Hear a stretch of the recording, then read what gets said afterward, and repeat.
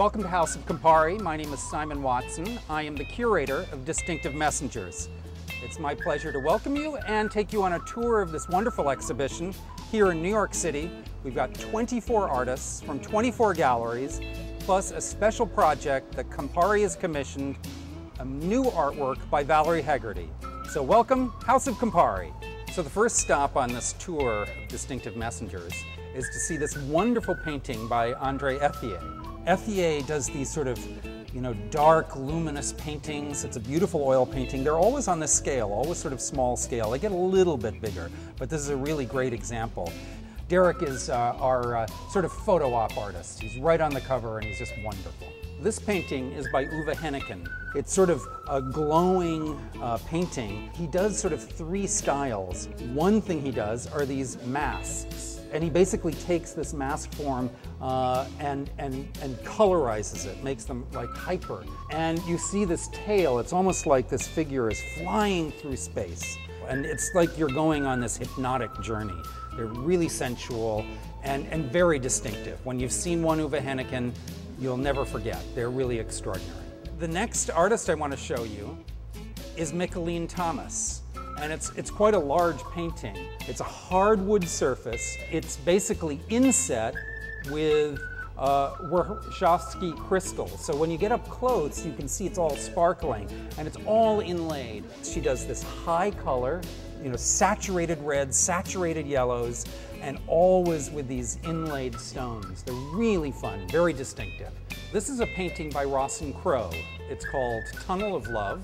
Tunnel of Love, as you can see, is this sort of view of a rainforest. You're looking through into this scene where you've got plant life, and there's this sort of dripping. You have this feeling looking at the painting that, it's a raining day, it's a tropical day. There's the sense of the tropics, of sensuality. It gives this sense of steamy atmosphere and environment. We're looking at Ezra Johnson's video, What Birds Remember If They Do Remember.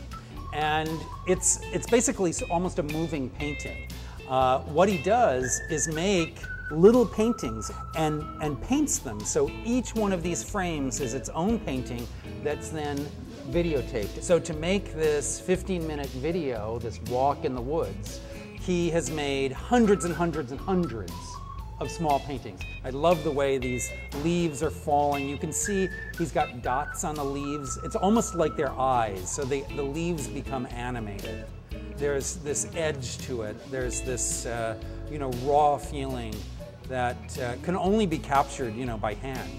So this is a huge sculpture by Martha Friedman. And as you can see, it's basically a gigantic macaroni necklace, and it's thrown around this cast iron column. We are in Soho. It's surrounded by 19th century cast iron buildings.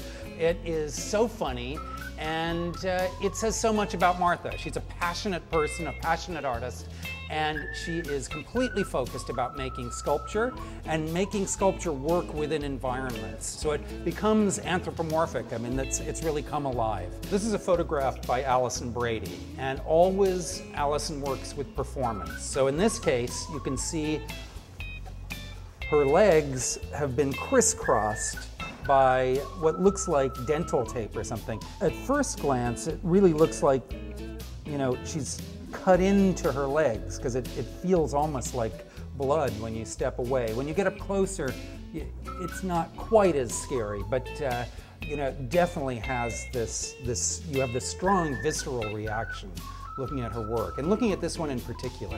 One of the fun things about looking at her work is this mystery of performance. You don't exactly know where you are. There's this sense of danger, of on the edge, of what's going on, of mystery. And I think that's a really exciting aspect of this new talent. I'm standing next to a brand new work by Valerie Hegarty called Fallen Bierstadt. Valerie Hegarty is interested in destruction. She's interested in both making and basically dismembering a work. When you get up close, you can see like tears and everything.